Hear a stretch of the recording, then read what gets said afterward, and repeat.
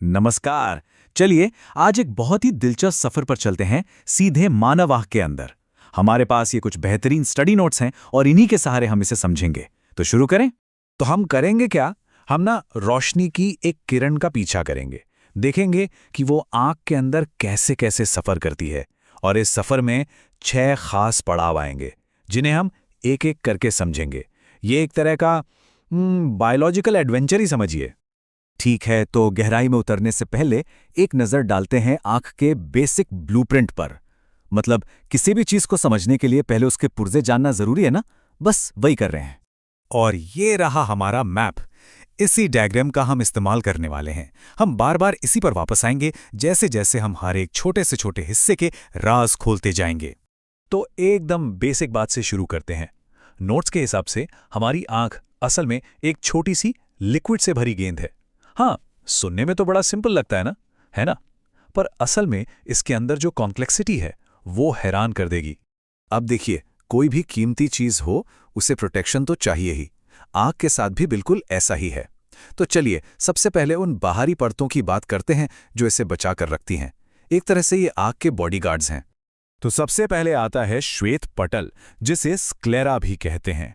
ये हमारी आंख का वो सख्त सफेद वाला हिस्सा है जो हमें शीशे में दिखता है। समझिए ये इसका सुरक्षा कवच है, इसकी आउटर कवरिंग। ये देखिए हमारे मैप पर ये जो श्वेत पटल है ये पूरी बाहरी सतह को कवर करता है। यही वो मजबूत खोल है जो अंदर की सारी चीजों को एक साथ सही सलामत रखता है। अच्छा, अब इस श्वेत पटल के ठीक सामने एक और हिस्सा है, कॉर्निया। इसे आंख की कह सकते हैं सामने की खिड़की समझिए। ये एकदम ट्रांसपेरेंट होता है ताकि रोशनी बिना किसी रुकावट के सीधे अंदर जा सके। अपने डायग्राम पर वापस देखें तो कॉर्निया वो गुंबद जैसी चीज है जो आंख के रंगीन हिस्से को ढकती है। असल में यहीं से रोशनी के लिए एंट्री गेट खुलता है। ओके, तो लाइट अंदर आ चुकी है। पर अगर रोशनी बहुत ज्यादा तेज हो तो क्या होगा? वेल, आंख के अंदर ना एक इनबिल्ट डिमर स्विच होता है और वो है आइरिस और पुतली। आइरिस, ये वो खूबसूरत रंगीन हिस्सा है जिससे हमारी आंखों का कलर तय होता है।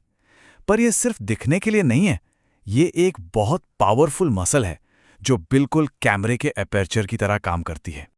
और उस रंगीन आइरिस के बीचों बीच वो जो काला सा डॉट है वो है पुतली। और यहाँ एक बड़ी मजेदार बात है, पुतली असल में कोई चीज है ही नहीं। ये तो बस एक छेद है, एक ओपनिंग, रोशनी के लिए एक दरवाजा जो जरूरत के हिसाब से बड़ा और छोटा होता रहता है। यहाँ एकदम साफ दिखता है कि ये दोनों मिलकर काम कैसे करते हैं। आइरिस हो गया कंट्रोलर और ये पुतली के साइज को एडजस्ट करता है ताकि बिल्कुल सही मात्रा में रोशनी अंदर आए, चाहे हम तेज धूप में हो या किसी अंधेरे कमरे में। तो अब तक क्या हुआ? लाइट अंदर आ गई, उसकी इंटेंसिटी भी कंट्रोल हो गई। अगला स्टेप क्या है? अब उसे फोकस करना है, बिल्कुल वैसे ही जैसे कोई प्रोजेक्टर एक शार्प इमेज बनाने के लिए करता है। और ये काम करते हैं लेंस और आंख के अंदर मौजूद लिक्विड्स। पुतली के ठीक पीछे ही लाइट टकराती है लेंस से और असल जादू यहीं से शुरू होता है। ये जो लेंस है ये रोशनी की किरणों को मोड़ता है ताकि उन्हें एक पॉइंट पर फोकस किया जा सके। वैसे लेंस तक पहुंचने से ठीक पहले लाइट एक पानी जैसे लिक्विड से होकर गुजरती है। इसका नाम है एक्वियस ह्यूमा। ये कॉर्निया और लेंस के बीच की खाली जगह को भरता है और उसे जरूरी न्यूट्रिशन भी देता है। नोट्स में एक टर्म है अपवर्तनांक या रिफ्रैक्टिव इंडेक्स। अब ये थोड़ा टेक्निकल लगता है पर इसका सीधा सा मतलब है कि ये लिक्विड लाइट को कितना मोड़ता है और ये फोकसिंग प्रोसेस का एक बहुत ही जरूरी हिस्सा है। लेंस के पीछे मतलब आंख का जो ज्यादातर हिस्सा है वो एक अलग जेली जैसे पदार्थ से भरा होता है। इसे कहते हैं विट्रियस ह्यूमर। इसी की वजह से आंख को अपना गोल शेप मिलता है, बिल्कुल वैसे ही जैसे हवा से गुब्बारे को।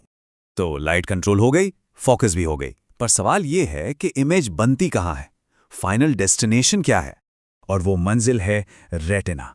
इसे समझिए आंख के पीछे लगा एक पर्दा या स्क्रीन। ये एक बहुत ही कॉम्प्लेक्स लेयर है जिस पर लाखों लाइट सेंसिटिव सेल्स होते हैं। इनका काम है रोशनी को पकड़ना और उसे इलेक्ट्रिकल सिग्नल्स में बदल देना। तो लेंस से लेकर इस रेटिना तक की जो दूरी है, फिजिक्स की भाषा में इसे कहते हैं फोकल लेंथ। और एक एकदम शार्प क्रिस्टल क्लियर इमेज के लिए ये दूरी बिल्कुल परफेक्ट होनी चाहिए। यहाँ नोट्स में एक बहुत काम का नंबर हाईलाइट किया गया है, 25 सेंटीमीटर। ये वो कम से कम दूरी है जहां से एक नॉर्मल इंसान किसी चीज को बिना आंखों पर जोर डाले साफ साफ देख सकता है। इसे हम अपना पर्सनल क्लियर विजन जोन कह सकते हैं। पर तब क्या होता है जब ये परफेक्टली ट्यून्ड फोकसिंग सिस्टम थोड़ा सा गड़बड़ा जाता है? बस यहीं पर एंट्री होती है चश्मों और कॉन्टैक्ट लेंसेज की। नोट्स में 3 सबसे कॉमन प्रॉब्लम्स बताई गई हैं। एक है हाइपरमेट्रोपिया यानी दूरदृष्टि दोष, जिसमें पास की चीजें साफ नहीं दिखती। दूसरी है मायोपिया यानी निकट दृष्टि दोष, जिसमें दूर की चीजें धुंधली लगती हैं। और तीसरी प्रेसबायोपिया, जो उम्र बढ़ने के साथ फोकस करने की क्षमता में नेचुरल कमी आने से होती है। तो हमने देखा कि आंख एक कमाल का बायोलॉजिकल कैमरा है जो एक उल्टी इमेज कैप्चर करता है। लेकिन ये सफ़र हमें एक बड़े सवाल पर लाकर छोड़ देता है। हमारा दिमाग इस कच्ची उल्टी इमेज को लेता है और उसे उस शानदार 3D दुनिया में कैसे बदल देता है जिसे हम हर पल महसूस करते हैं। असली मैजिक तो दिमाग में होता है।